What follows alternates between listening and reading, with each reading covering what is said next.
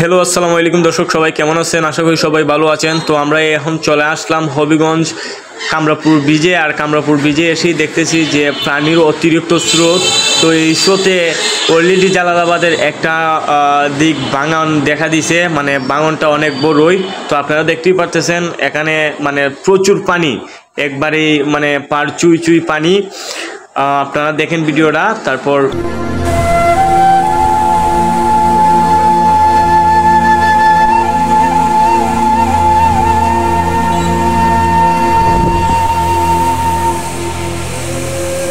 তো আমরা আপনাদেরকে একটু নদীর পাড় থেকে দেখানোর চেষ্টা করব।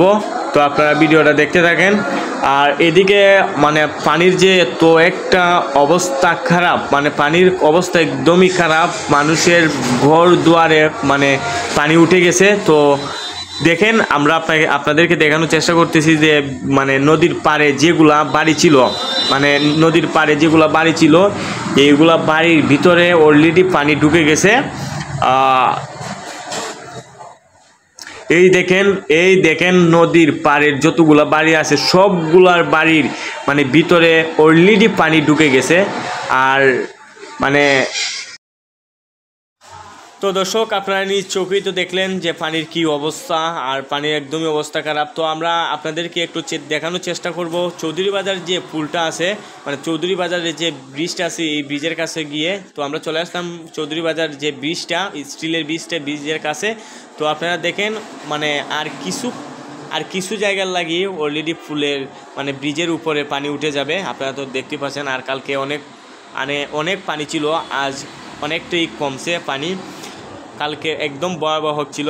তো চলেন আমরা এখন কিবরিয়া ব্রিজের দিকে যাব। তো কিবরিয়া ব্রিজের কাছ থেকে গিয়ে দেখি কি অবস্থা।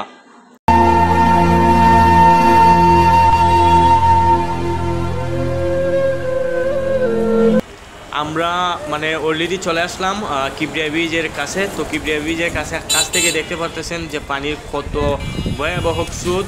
তো আমরা চলে আসলাম কিবরিয়া ব্রিজের উপরে। কিবরিয়া ব্রিজের উপর থেকে দেখানোর চেষ্টা করব। এই দেখেন মানে পানির কি স্রোত, পানির স্রোত একদম ভয়াবহ, যা দেখলেই ভয় লাগে। আমাদের জালালাবাদের যে নদীর পাড় ভাঙছে, এই পাড়টা ভাঙাতে আমাদের জালালাবাদের গ্রামটি অনেক মানে ভয়াবহ মুখে আছে। আল্লাহ তাআলা যেন তাদেরকে রক্ষা করেন।